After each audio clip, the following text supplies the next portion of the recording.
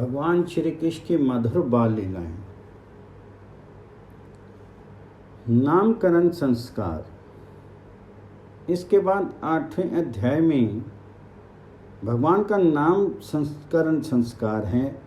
जन्म संस्कार तो पहले हो गया किसी प्रकार, अब नामकरण संस्कार है।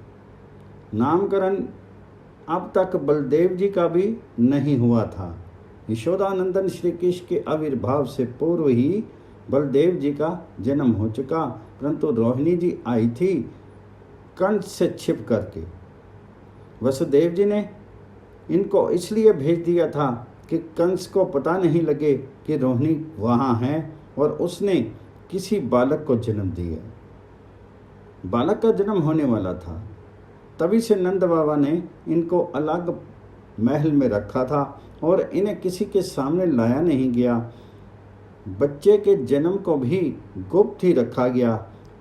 कुछ यशोदा के महल में नित्य आने जाने वाले अंतरंग गोप गोपी और घर के विश्वस्त लोगों के सिवाय ब्रजवासियों में किसी ने भी अब तक बलदेव जी को देखा नहीं था। यहाँ तक कि नंद उपनंद भी उनके घर नहीं जाते थे। कंस के खुफिया सब घूम रहे थे और पूतना जैसी राक्षसियां बच्चों को मारने के लिए आई ही थी। यदि नंद उपनंद और यशोदा आदि उस घर में बार बार जाते तो सरलता से सब जान जाते कि वहाँ कोई बच्चा पैदा हुआ है। परिवार के निकटतम लोग वे भी उस दिन ही गए जब बच्चा पैदा हुआ। उस दिन तो नंद उपनंद गोप यशोदा उपनंद पत्नी आदि सब गए। उसके बाद ये लोग भी कोई नहीं गए। वह शिशु बहुत मधुर और दिव्य बालक था। समुद्र चंद्रमा के समान उसका मुख और विद्युत जैसी उसके नेत्रों की शोभा है।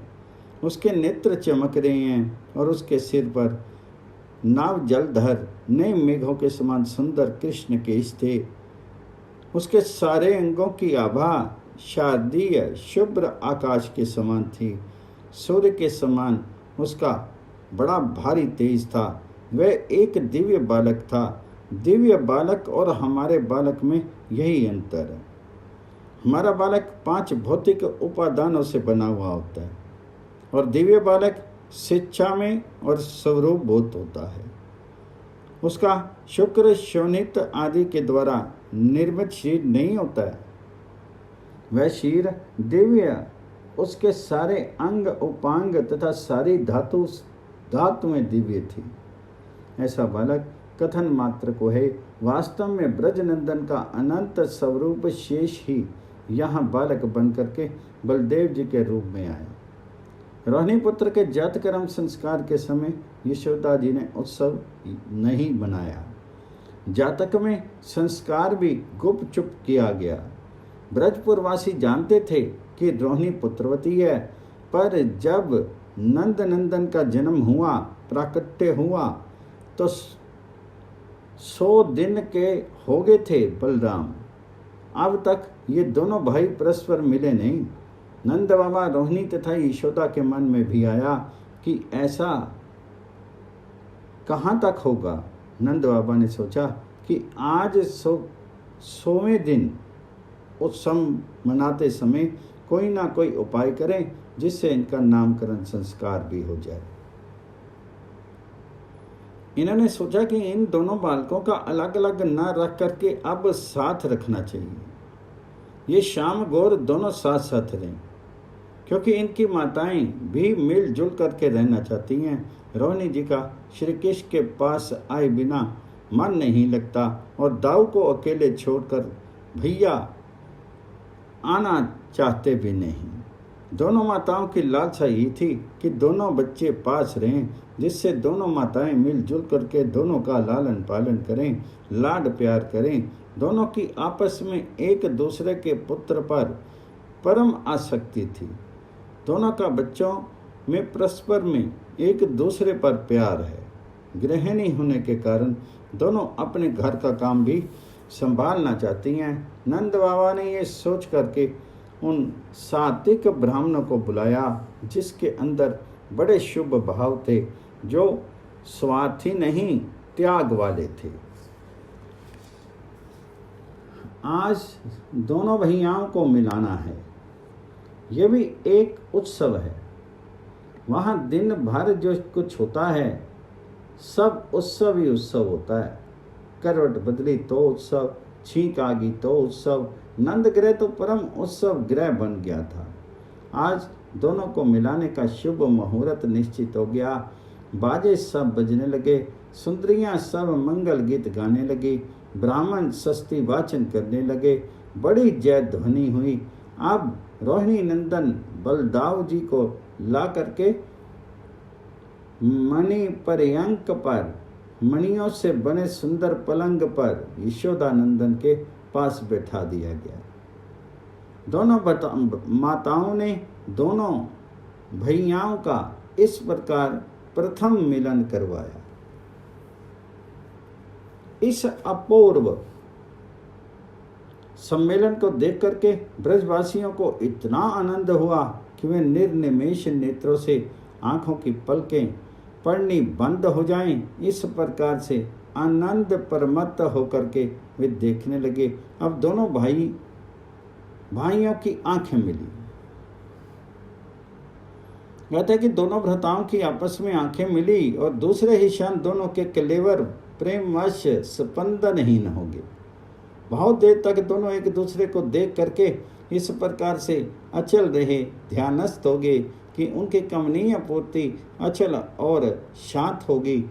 बच्चों की बात है, दोनों को देख करके अपने आप को धन्य पाया। दोनों के दोनों ध्यानस्थ हो गए। एक दूसरे को देख कर के दोनों के नेत्र कोनों में प्रेम के आंसू भर आए। दोनों का प्रसर प्रेम था। ये बड़ी सुंदर बात है। आंसुओं के कई भेद होते हैं, जैसे दुख के आंसू, शोक के आंसू, क्रोध के आंसू और प्रेम के आंसू। इन आंसुओं में हृदय में एक विगलित भाव आता है। किसी वस्तु के आवेश में हृदय पर आघात होने पर हृदय विगलित और द्रवित होता है। उस विगलित हृदय से जल रस की एक धारा निकलती है। वह धारा रुक नहीं पाती और उधरमुखी होकर के आंसू के रूप में बाहर निकला करती है। ऐसा हमने तो कभी देखा नहीं, पर लोग कहते हैं कि शोक के आंसू में जलन होती है और प्रेम के आंसू में शांति मिलती है। आंसू वाले कभी विचार करके देखें कि कैसा आनंद होता है। कहते हैं कि दोनों का प्रेम था। ये विगलित होकर के आंसुओं के बहाने सामने आ गया। ये मानो प्रेम ही आंसुओं के रूप में सामने आया। कहाँ बड़ा आश्चर्य! ये श्याम गौर दोनों भैयाओं के शैशव का, शिशु अवस्था का प्रथम मिलन और बाल्य जीवन के प्रारंभ में इतना प्रेम आवेश कि क्या कहा जाए। इनका प्रेम बंधन बड़ा आश्चर्यमय है। ये हुआ भ्रातृ मिलन। अब सखा सदस्य भी मिलन का बड़ा सुंदर भाव है। यशोदा जी के मन में आ गया कि दोनों सम्य सकें, इसलिए आज बच्चों का एक सम्मेलन बुलाया जाए, जिसमें ब्रज के गांव के, गोकुल के बच्चों और कृष्ण के सखाओं को, उसमें कुछ छोटे और बड़े हैं, उन सब को इकट्ठा किया जाए। सबको माताएं उन्हें ले करके आवें और यहाँ बच्चों का भोज हो। ये बात माताओं के मन में आई और उन्होंने नंद बाबा से कहा। नंद बाबा ने कहा, जरूर हो, ये तो अभी होना चाहिए। मेरे मन में तो ये बात बहुत दिनों से थी। हजारों गोपियाँ शुभ मुहूर्त में मंगल गीत गाती हुई यशोदानंदन और रोहिणी नंदन से मिलाने के लिए अपने अपने बच्चे का अपने अपने ढंग से श्रृंगार करके लेकर के आई। अभी इनका नामकरण नहीं हुआ था। कोई उनको श्याम कहते थे, कोई नीलमणि कहते थे, कोई सांवला कहते थे, कोई काला समझ करके कन्हैया कहते थे। इसी प्रकार से इनके नाम और उनको कोई दाऊ कहते थे, कोई राम कहते थे। इस प्रकार से इनके नाम अपने आप रख लिए गए। नामकरण संस्कार अभी दोनों का नहीं हुआ। अब बच्चों का सम्मेलन हुआ, सब बच्चे आए और बच्चे आपस में खेलने लगे। इन दोनों भाइयों को भी बच्चों के बीच में बैठा दिया गया, जिससे कि ये अब उनसे प्यार करें। इनमें प्यार ही प्यार भरा है ना। ये जो नंद नंदन प्रेम अवतार हैं, इसलिए इनको माधुर अवतार कहते हैं। यहाँ माधुरी ही माधुर्य है। बीच बीच में कहीं माधुर्य की सेवा करने के लिए ऐश्वर्य प्रकट होता है और माधुर्य की सेवा संपन्न करके छिप जाता है, पर भरा है माधुर्य ही। सारे बच्चे आकर के आज मानो आनंद सागर में डूबने उतराने लगे। बड़ी मनोहर छटा उत्पन्न हुई जब सबके साथ खेले। कभी इनके साथ खेले, कभी उसके साथ, कभी इसके गले में बहियां डाले, कभी उसके, कभी उनको छेड़े, कभी इसको छेड़े, कभी ग्रास उसके मुंह में है। इस प्रकार से बच्चों का बड़ा मनोहर सम्मेलन हुआ। लेकिन आज तो नामकरण संस्कार होने वाला था। आज इनको 100वां दिन हो गया था और आज बड़ा भारी उल्लास था। इन दोनों को देख करके ब्रज में सब के सब प्रसन्न हो रहे थे।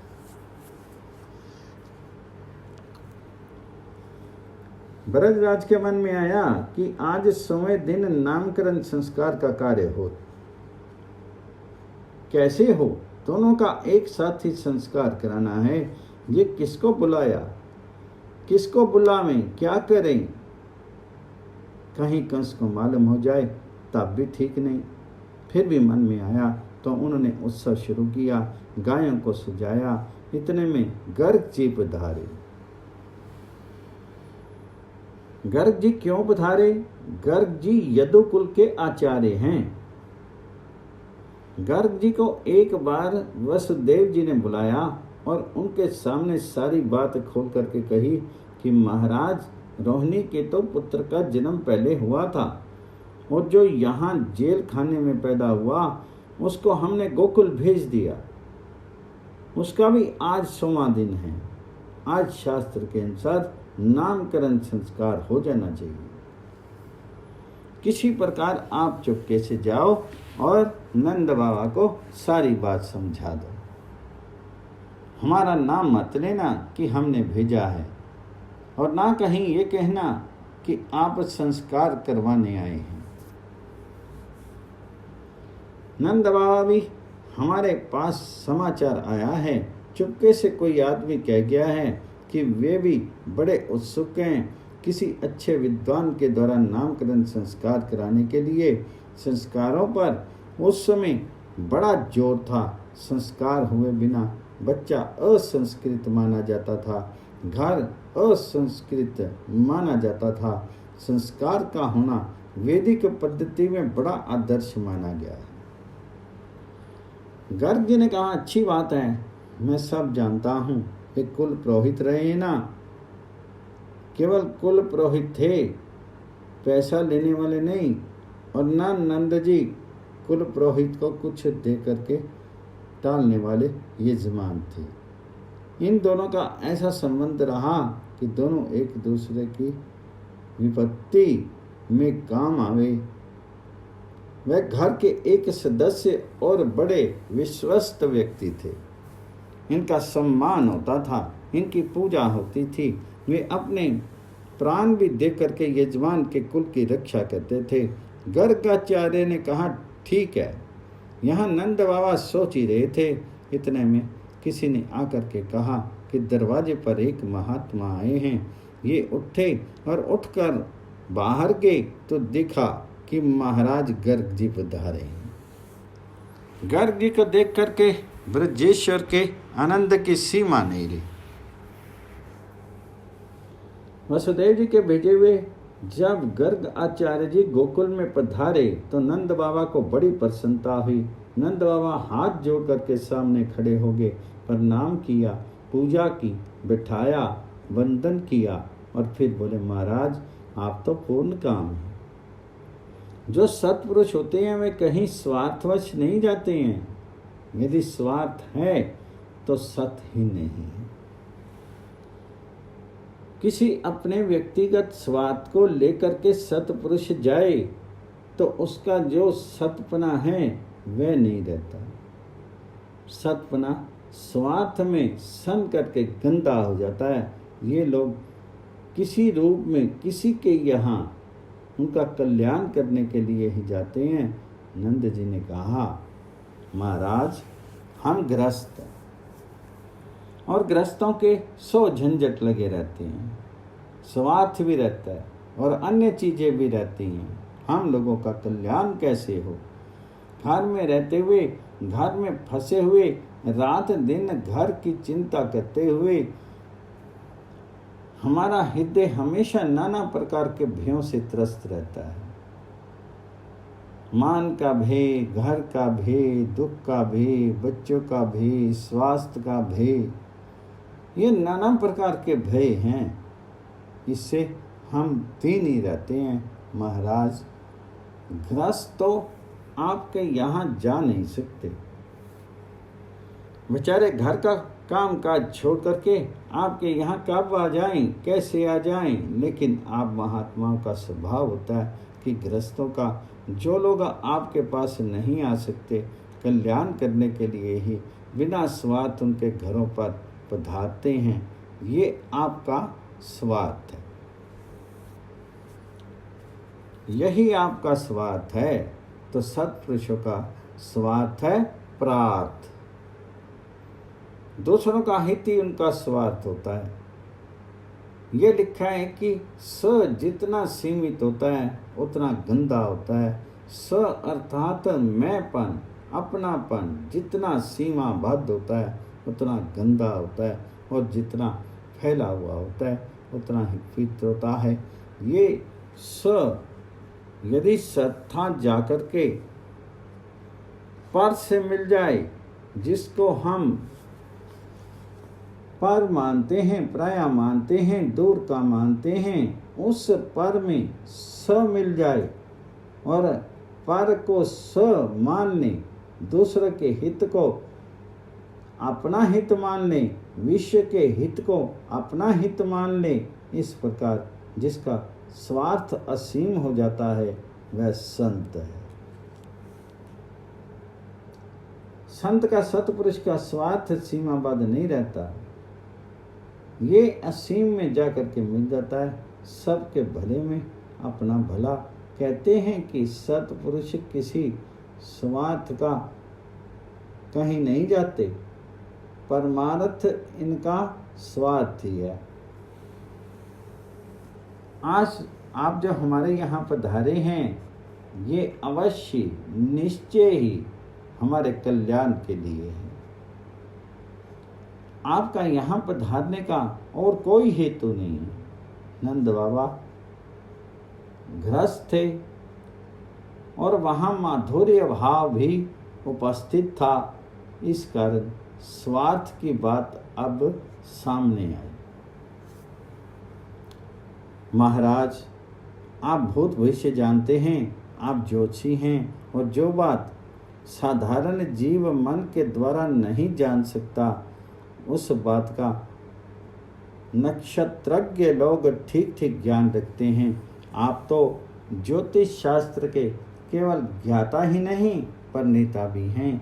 आपने ज्योतिष शास्त्र की रचना की है, आप भविष्य की सब बात जानते हैं। दूसरी बात, आप केवल भविष्य की बात जानने वाले ज्योतिषी ही नहीं हैं, आप ज्योतिष का शोधन भी करते हैं।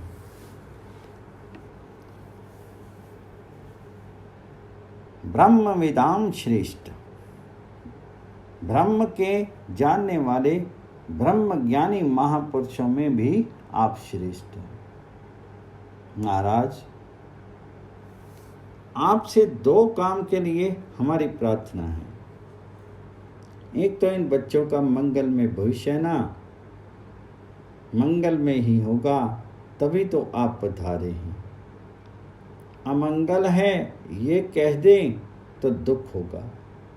ये मनोवैज्ञानिक चीज है। नंद बाबा पहले से ही कह देते हैं कि आप पधारे हैं तो मंगल ही होगा। मंगल नहीं होता तो आप पधारते कैसे? आप इनका भविष्य मंगल में बता दें, प्रसन्नता हो जाएगी। और दूसरी बात महाराज, इनका संस्कार नहीं हुआ है।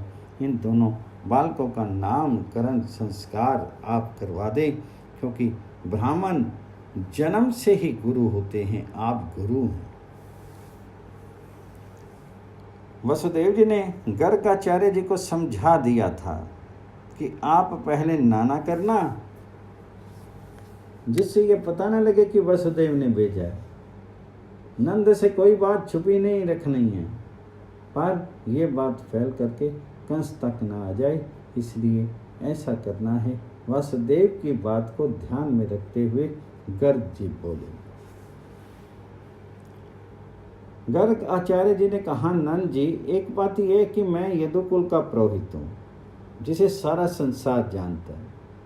यदि मैं तुम्हारे पुत्र का आज संस्कार कराता हूँ तो ये बात फैल जाएगी कि संभवतः ये देवकी का पुत्र है। ते मन्यते देवकी सुतम, लोग समझेंगे कि ये देवकी का पुत्र है। तभी तो गर्ग संस्कार कराने आया है, नहीं तो आता कैसे? और फिर कंस पापमति, कंस बड़ा पाप बुद्धि है, जिसकी बुद्धि में हमेशा पाप की ही उद्भावना होती है, पाप के ही विचार उदित होते हैं, उसको पापमति कहते हैं। अर्थात जिसकी बुद्धि ही पापमति हो गई हो, आगंतुक पाप नहीं। कोई कभी किसी अवस्था विशेष में पढ़ करके आगंतुक पाप कर बैठे तो वह क्षम्य होता है, लेकिन जिसकी बुद्धि ही पापमयी है उसके लिए तो पाप उसका स्वभाव बन जाता है। कंस पापमति, कंस जो है ये पापमति है, इसकी बुद्धि हमेशा पाप की ही बात सोचा करती है। और वसुदेव जी के साथ तुम्हारी मित्रता सब जानते हैं। ये बात कंस भी सोच रहा था। उसको पहले से मालूम हो गया था कि देवकी का 8वां गर्भ उसको मारेगा। ये वहाँ जाकर होगी कन्या, परंतु कंस इस बात को सोचा करता है कि देवकी को कन्या नहीं हुई होगी, हुआ होगा तो पुत्र ही, पर उसके कन्या सामने लाई गई है। यदि मैं तुम्हारे बालक का संस्कार करता हूँ तो इसे कहीं कंस वसुदेव जी का लड़का समझ करके मार डालें तो बड़ा अनर्थ हो जाएगा भैया। इसलिए ये कार्य किसी दूसरे पंडित को बुलवा करके करवा लो। अब नंद जी ने सोचा कि दूसरा ब्राह्मण बुलवाएं तो बात और फैलेगी। फिर नंद जी का बड़ा विश्वास था गर्ग के जी में। नंद जी सोचते थे कि इस प्रकार के सात्विक ब्राह्मण के द्वारा बालक संस्कृत होगा तो उसको राक्षस मार ही नहीं सकेगा। अतः इन्हीं के द्वारा संस्कार करा लिया जाए, तभी मंगल है। जब नंद बाबा ने गर्गाचार्य जी की बात सुनी तो उनकी आंखों में आंसू आ गए। इधर श्याम और गौर दोनों बच्चों को लेकर के दोनों माताएं बैठी हुई थी। नंद बाबा ने कहा कि ये बच्चे आ गए हैं, जरा इनकी ओर देख तो लीजिए। बच्चों की ओर गर्गाचार्य की जब दृष्टि गई तो उनका मन पराया हो गया। गर्गाचार्य के हृदय में प्रेम का उद्रेक हुआ, प्रेम सागर उमड़ा और उनके नेत्र अश्रुपूरित हो गए, नेत्रों से आंसू ढलक गए। गर्ग जी ज्ञानी थे, उन्होंने अपनी सारी इच्छा शक्ति को बटोर करके आंसुओं को रोकना चाहा कि कहीं आंसू से परस्पर पलके न लग जाएं और देखना बंद हो जाए। ये देख रहे हैं तब न आंसू आ रहे हैं, प्रेम उपज रहा है, परंतु पलकों ने कहा कि हम नहीं पढ़ेंगे। आंखों की अधिष्ठात्री बोली कि हम उनको देखने में से विरत नहीं होना है, लेकिन उनका स्वरूप, रूप, सौंदर्य तथा माधुर्य इतना विलक्षण और आकर्षण था, श्याम गौर दोनों का, कि उनको देखने में गर्गाचार्य की आंखें बरबस भेंट गई, वहाँ से हटी नहीं, और उन आंखों के दर्शन से उनका सागर उमड़ा, जिससे प्रेम अश्रु निकल पड़े। किसी तरह से वह अश्रुधारा रुकी नहीं। तपोधन में बड़ी भारी गर्ग जी उसे रोक नहीं पाए। कहते हैं कि ब्रह्मविद्या शिरोमणि महान तपस्वी गर्गाचार्य ने उन बालकों को जब देखा तो देख करके उनके अंतरात्मा में एक अभिनव प्रेम सागर उमड़ा। गर्ग जी की प्रेम की आंखों से वे प्रेम में दिखाई दिए। ब्रह्मविद्या होने के कारण सारे उपनिषद इनके सामने आ गए।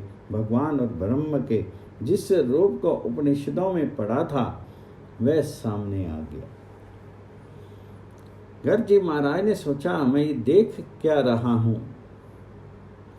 ये अनादि मोह के अंधकार का सर्वथा नाश कर देने वाला विशुद्ध ब्रह्म रूप रत्न दीप तो नहीं जो यहाँ पर उदित हो गया है, अथवा उपनिषदों में वर्णित अथवा उसके द्वारा प्रमाणित ईश्वर या ब्रह्म तत्व ही तो नहीं मुंह धोकर के मेरे सामने आ गया, अथवा हमारा सौभाग्य रूपी कल्प वृक्ष तो नहीं यहाँ आ गया।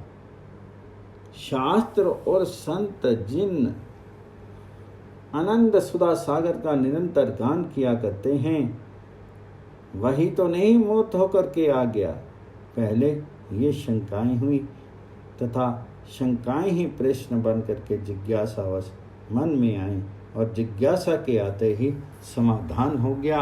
गर्ग जी ने कहा कि जान गे यम ब्रह्मेति वदंती के जन जगत करते, जिनको कुछ लोग ब्रह्म कहते हैं, कुछ मनीषी जिसे जगत का कर्ता कह करके पुकारते हैं, कुछ प्राणी जिसे परमात्मा कहते हैं, कुछ जिसको भगवान कहते हैं, और जो देश काल से परिच्छिन्न नहीं है, देश काल की सीमा में जो आबद्ध नहीं है, सारे देशों में और सारे कालों में अतीत भी है और वर्तमान भी ठीक ठीक। अब मालूम हो गया कि वही देवता, कुछ भी उसका नाम होगा, भगवान परमात्मा ब्रह्म जगत करता, वही नंद रानी की गोद में परिच्छिन्न छोटा सा बालक सीमाबद्ध सा बना हुआ दिख रहा है। इस आचार्य को देखकर तो गर्गाचार्य प्रेम और गर्गाचार्य में प्रेम और बढ़ा, जिसके कारण उनके नेत्रों से अश्रु प्रवाह होने लगा। अब उनके मन में सारी सेवक भाव आ गया। मन में आया कि जरा लपक करके चरण पकड़ लें। 80 वर्षीय वृद्ध और वसुदेव जी के कुल पुरोहित गर्गाचार्य के मन में आता है कि जरा चरण पकड़ करके धूली ले लें, क्योंकि उन्हें दिखा कि ब्रह्म परमात्मा अथवा भगवान आज छोटा सा बालक रूप धारण करके आगे हैं। यह चरण फिर काम मिलेंगे, लेकिन सोचा कि लोग कहेंगे बूढ़ा पागल हो गया। मैं यदि नंदनंदन के चरण युगलों को धारण कर लेता हूं तो लोग कहेंगे कि उन्मत्त हो गया है, पागल हो गया है। और यदि मैंने वक्षी चेत करोमी चरण ना पकड़ करके केवल हृदय से लगा लिया, तब तो लोग यही समझेंगे कि पागल है। ये करूं या ना करूं, लेकिन क्या करूं, मेरी जो उत्कंठा है ये मेरे धैर्य के बंधन को काट डालती है। मेरा जो धैर्य बंधन है ये कटा जा रहा है, मानता नहीं। एक क्षण के लिए भी तो उन्होंने अपने को रोका परंतु रुक नहीं सके। तो उनके बाद एक नया भाव आया कि आज आंखों ने ब्रह्म को देख लिया। गर्गाचार्य जी प्रसन्न होकर के बोले, आज मेरा जन्म धारण सफल हो गया, मेरे नेत्र सफल हो गए, मेरी विद्या, मेरा तप, मेरा कुल सफल हो गया। यहाँ गर्गाचार्य जी बताते हैं कि जो कुल सदाचार में प्रवृत्त करा करके भगवान में लगा दे, वह कुल और जो तप संसार के दुखों से हटा करके भगवान जी में जोड़ दे, वह तप सफल हो जाता है। जो विद्या अविद्या को, संसार की मोह माया को हटा करके अध्यात्म में भगवान में जोड़ दे, वह विद्या सफल। और जो शरीर भगवान जी की सेवा में समर्पित हो जाए, वह शरीर सफल हो जाता है। उन्होंने कहा, मेरा तो आज पुरोहित होना सफल हो गया। ब्राह्मणों ने कहा है कि पुरोहिती कोई अच्छा पेशा नहीं, नीचा पेशा है। वशिष्ठ जी ने बताया कि मैंने रघुकुल की पुरोहिती क्यों स्वीकार की, इसलिए कि इस कुल में भगवान राम का अवतार होगा, तब उनके गुरु कहलाने का सौभाग्य प्राप्त होगा। मुझको इसलिए नीच पेशा होने पर भी पुरोहिती स्वीकार कर ली। गर्गाचार्य जी वही कहते हैं कि मेरी आचार्यता पुरोहिती गुरुपना तथा यदुकुल का आचार्यपना सफल हो गया। आचार्यता रूप भगवती ने बड़ी कृपा की कि मुझको यदुकुल की आचार्यता का आश्रय दिया। कहीं और किसी कुल का पुरोहित होना होता या किसी राक्षस के यहाँ भी पुरोहित बन जाता, शुक्राचार्य की तरह तो आंखें फूटती। यदुकुल की प्राप्त हुई आचार्यता ने ही अनुकंपा करके मुझे कृतार्थ कर दिया। इस प्रकार से उनको अत्याधिक आनंद की प्राप्ति हुई। आनंद की सीमा नहीं, बड़े प्रसन्न हो गए। और तब बोले, नंद बाबा ने कहा, बाबा देखो एक बात है, आपने कहा कि नामकरण संस्कार इसलिए नहीं कराएंगे क्योंकि कंस को पता लगेगा। हमारे यहाँ एक गौशाला है, वहाँ कोई नहीं जाता है, बड़ा गुप्त स्थान है। आप वहाँ ज़्यादा आडंबर न करके पूजा जरा जल्दी से समाप्त कर दें। बस मात्र सस्ती वाचन करके बालक का नामकरण संस्कार कर दें, पीछे और सब होता रहेगा। ये द्विजाति समुचित है। नंद बाबा ने कहा, आचार्य जी आप चुपचाप इस एकांत गौशाला में केवल सस्ती वाचन करके बालक का द्विजातीय नामकरण संस्कार कर दीजिए, मैं और किसी को नहीं बुलाऊंगा। यहाँ गोकुल में ही किसी को न्योता आदि नहीं देंगे, सगे संबंधियों की क्या बात, घर वालों को भी नहीं। आप चुपचाप संस्कार कर दीजिए, किसी के जानने में नहीं आवेगा। गर्गाचार्य तो इसी उद्देश्य को लेकर के आए थे। सुखदेव जी कहते हैं, गर्गाचार्य जी संस्कार कराने आए ही थे, चाहते ही यही थे। ये उनके मन की बात हुई। जब नंद बाबा ने कहा इस प्रकार की बात की अकेले में ही, ये किसी को मालूम नहीं होना चाहिए, फिर क्या हर्ज है, सस्ती वाचन करके नामकरण संस्कार कर देंगे। और मन में आनंद छाया कि मैं इनका नामकरण करने वाला कहलाऊंगा। अरे एक दिन की बात नहीं है, ये तो युगों युगों तक स्मरण किया जाएगा कि कृष्ण का बलराम का नामकरण गर्ग ने किया। किसी बड़े आदमी के बालक से भी संपर्क हो जाए तो मनुष्य अपने को धन्य मानता है। और ये तो विश्व पालक हैं, ये बालक नहीं विश्व पालक हैं। और बालक बन करके आज यहाँ पर उदय हुए हैं। ये जो भगवान का उदय है, यहाँ पर यदि हमें आचार्य तत्व मिलता है तो इसे खोना नहीं है। ये तो बड़ी मौके की चीज है। उन्होंने कहा चलो जल्दी करो। गर्ग जी को गौशाला में अंदर ले गए। बाहर सब पहरे वहरे बैठ के, और भगवान जी की योग माया तो थी ही, किसी को पता लगता। उन्होंने चुपके से नामकरण संस्कार किया। गर्ग जी बोले, अब दोनों मैयाओं ने दोनों बालकों को गर्ग जी के सामने कर दिया। गर्ग जी देख रहे हैं, कभी हाथ हिला फिरा रहे हैं और बोले नामकरण करना है। सारा ज्ञान उनके हृदय में उदित हो गया।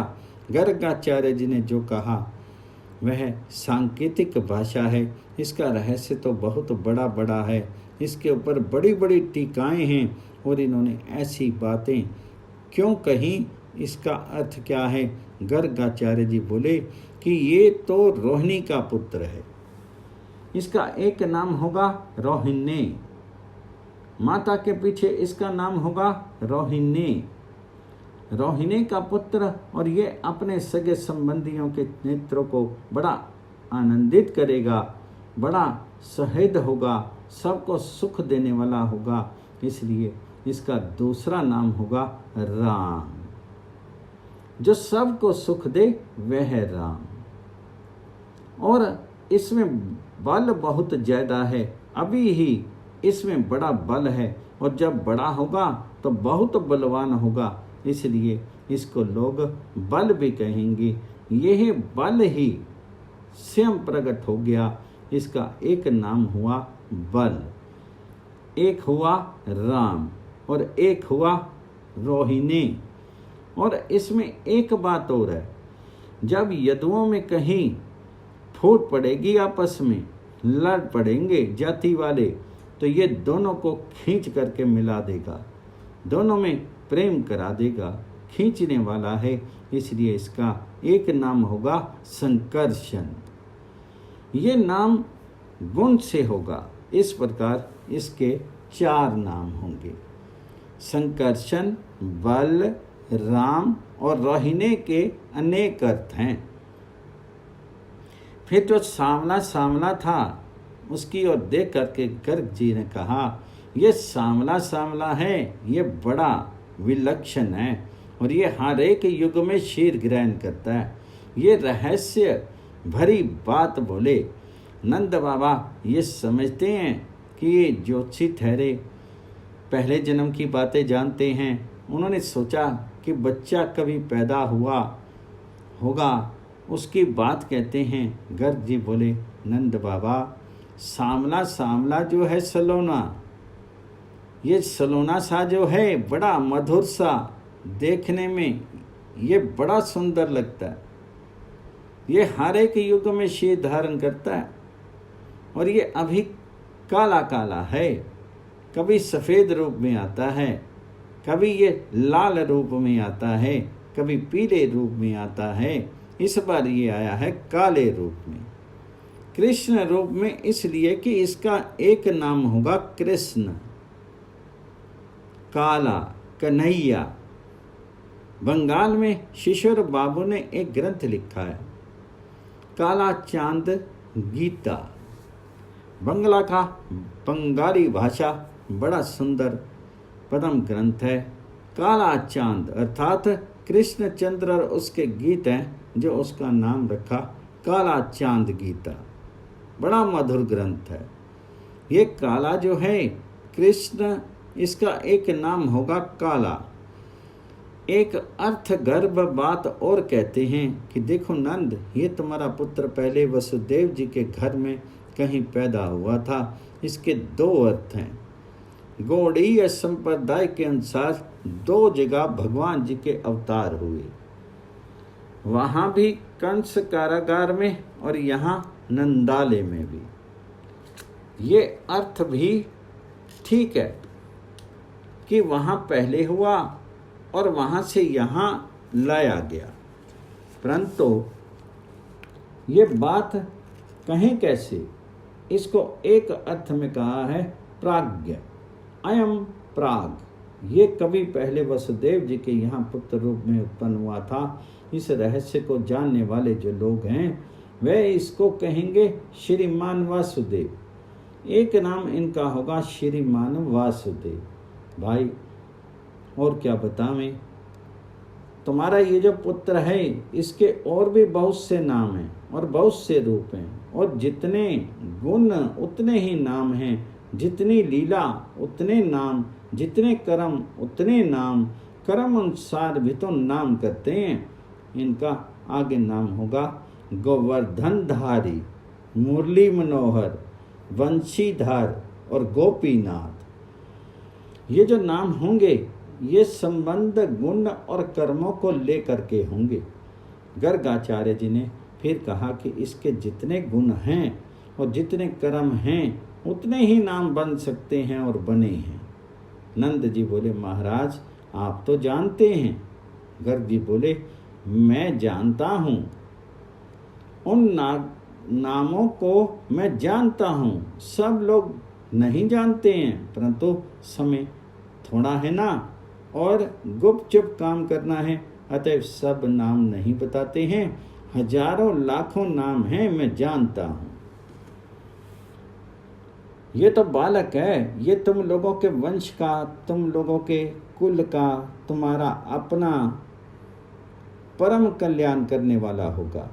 ये गायों को, गोपों को, सबको आनंदित करने वाला होगा, सबको सुख पहुँचाने वाला होगा। और जितने भी कठिनाइयों के, विपत्तियों के किले हैं वे सभी किले इसकी कृपा से ढह जाएंगे। सारी कठिनाइयाँ जीवन की दूर हो जाएंगी। सुगमता से तुम सारी विपत्तियों को पार कर सकोगे। इसका आश्रय लेकर के एक पुरानी बात मैं तुमसे कहता हूँ। संक्षेप में भगवान जी का रहस्य बताते हैं। इस पर बहुत लंबी चौड़ी व्याख्या टीकाकार ने की है। कहते हैं ये पहले युग की बात है। एक बार पृथ्वी पर कोई भी शासक नहीं रह गया। शासक रहित, नियंत्रण रहित प्रजा हो गई और उस समय चारों ओर चोर डाकू फैल गए। जिसके मन में जो आवे सो करे। या तो मनुष्य रहता है धर्म के नियंत्रण में, यह सबसे ऊंची चीज है। धर्म और परलोक के भय से आदमी अन्याय नहीं करता है, बुराई नहीं करता है। और दूसरे नंबर पर होता है शासन का भय। कहीं शासक बिगड़ जाए तो भय नहीं रहता, लेकिन धर्म का भय धर्मात्मा पुरुष के मन में रहता है, वह बचा रहता है। वह समय ऐसा था कि पृथ्वी में धर्म रहा नहीं और राजा कोई रहा नहीं, इसलिए चारों तरफ चोर डाकू फैल गए और सबने सबको पीड़ित कर दिया। दस्युओं के द्वारा सारी प्रजा पीड़ित हो गई। उस समय की याद कर हमको याद है कि जो तुम्हारा बालक आज बना है, तुम्हारे इसी पुत्र ने वहाँ साधुओं की रक्षा की थी और इसी से बल पा करके लोगों ने उन लिटोरों पर विजय प्राप्त की थी। बोले भाई ऐसी बात है। गर्ग जी बड़े सिद्धांत की बात कहते हैं। गर्गाचार्य संकेत करते हैं कि जो कोई भी मनुष्य किसी जाति का, किसी देश का, किसी वेश का, कैसा भी कोई मनुष्य जो तुम्हारे सांवरे सलोने बड़े सौंदर्य माधुर्य के सागर इस शिशु से प्रेम करेंगे, वे वास्तव में महाभागा हैं। रामचरितमानस में व्याख्या की है कि भाग्यवान कौन और अभागा कौन। जो भगवान जी के भक्त हैं, जिनका जीवन भगवान जी के साथ समर्पित है, वे भाग्यवान हैं। जो राम पद पदार बिंदु अनुरागी हैं, वे वडभागी हैं। और जो भगवान जी को छोड़ करके विषयों में से अनुराग करते हैं, केवल वे अभागे हैं। यहाँ पर जो मनुष्य तुम्हारे इस शिशु से प्रेम करेंगे, वे महाभाग्यवान हैं। इसलिए वे भगवान की छत्र छाया में रहेंगे। असुर उन्हें जीत नहीं सकते हैं। जैसे भगवान जी की छत्र छाया में रहने वालों को असुर नहीं जीत सकते, इसी प्रकार इससे प्रेम करने वाले को असुर नहीं जीत सकते। असुर दो प्रकार के होते हैं। एक असुर जो बाहर रहते हैं और एक असुर वे जिनको हमने अपने घर में बसा रखा है, अंतरंग के घर में। ये बड़े घातक होते हैं, बड़े बुरे होते हैं। बाहर के शत्रुओं का उतना असर नहीं होता है, वे केवल शेर को ही मारते हैं और बाहर के धन का छीनते हैं, जो हमारी आध्यात्मिक संपत्ति है। परमार्थिक संपत्ति है उसको छीनने वाले होते हैं अंतशत्रु। शरीर भीतर में रहने वाले ये वैरी हैं। इन वैरियों में प्रधान है विषय कामना। इससे ही क्रोध पैदा होता है। ये वैरी जब तक अंतर में रहते हैं तब तक मनुष्य का भला नहीं हो सकता, चाहे वह बाहर से अपने को भला मान ले। लेकिन जो इससे प्रेम करेंगे, इनका प्रेम इस प्रकार विलक्षण है कि वह अंत शत्रुओं को मार डालेगा। भगवत प्रेम विषय प्रेम को खा लेगा। फिर तमाम विषय भगवान जी की सेवा में सामग्री बनेंगे। उनका शरीर, उनके विषय, उनकी इंद्रियां, उसका मन, उसके पदार्थ, ये सब के सब भगवत सेवा की सामग्री बनेंगे। असुरों का आश्रय छोड़ देंगे। मनुष्यों ने असुरों का आश्रय ले रखा है। अर्जुन ने भगवान जी से पूछा कि आदमी पाप क्यों करता है?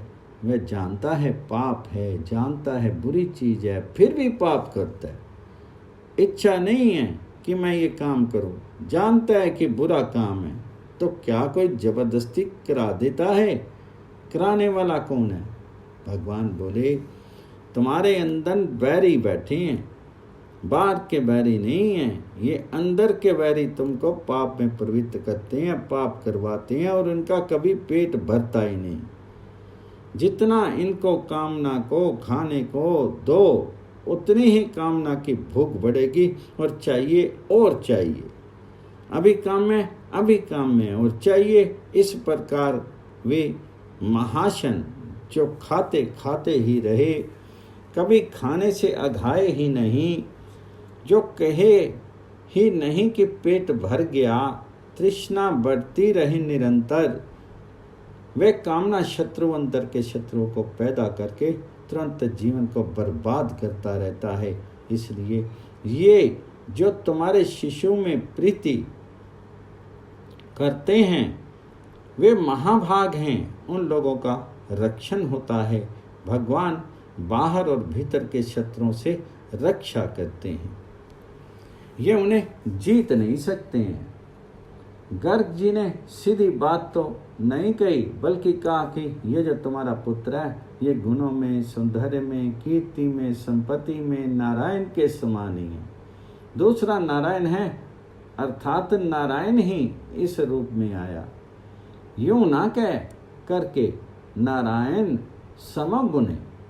नारायण के समान गुण वाला है गुण वाला है कहाँ? संपत्ति में, गुण में, रूप में, सौंदर्य में, यश में, माधुर्य में, कीर्ति में, ऐश्वर्य में, पुण्य में, वैराग्य में, ज्ञान में, इन सब में नारायण के गुण वाला साक्षात बालक है। अब एक काम करो, सावधानी के साथ इसकी रक्षा करो। गर्गाचार्य जी संकेत करते हैं कि जीवन के सावधान होकर के भगवान जी का कभी जीवन से ना निकलने दो। भगवान जी को जीवन से निकाल देने पर ठग आएंगे, चोर आएंगे, लोग आएंगे, काम आएगा, लोभ आएगा, क्रोध आएगा। ठग, चोर और डाकू ये तीन होते हैं। एक जो बुलावे में डाल करके मीठी मीठी बातें बना करके लोभ में डाल करके संपत्ति ले जाता है, उसे कहते हैं ठग। और दूसरा चुपके से घर में घुस करके बिना बताए चुरा करके संपत्ति ले जाता है, उसे कहते हैं चोर। और तीसरा जो जबरदस्ती घर में घुस करके मार करके या मारने का भेद दिखा लूट करके संपत्ति ले जाता है, उसे कहते हैं डाकू। तीन प्रकार से ये तीनों ही धन का अपहरण करते हैं। इसी प्रकार ये तीन प्रधान शत्रु हमारे अंदर रहते हैं, काम, क्रोध और लोभ। एक को कहा मोहिनी संपत्ति, एक को कहा आसुरी संपत्ति और एक को राक्षसी संपत्ति। काम मोहिनी है, लोभ आसुरी है और क्रोध राक्षसी है। ये हमारे अंतर के धन को हमेशा लूटा करते हैं, संपत्ति को छीना करते हैं। इसलिए गोपायस्व समाहिता, गर्गाचार्य जी मानो इस रूप में उपदेश देते हुए सारे मानवों को संकेत करते हैं कि भगवान जी को अपने जीवन में सावधानी से साथ रखना, जिससे लुट ना जाओ, जिससे चोर डाकू और ठग आकर के तुमको लूट ना ले। इस प्रकार उन्होंने अर्थ गर्भ रहस्य में उपदेश किया और नामकरण किया।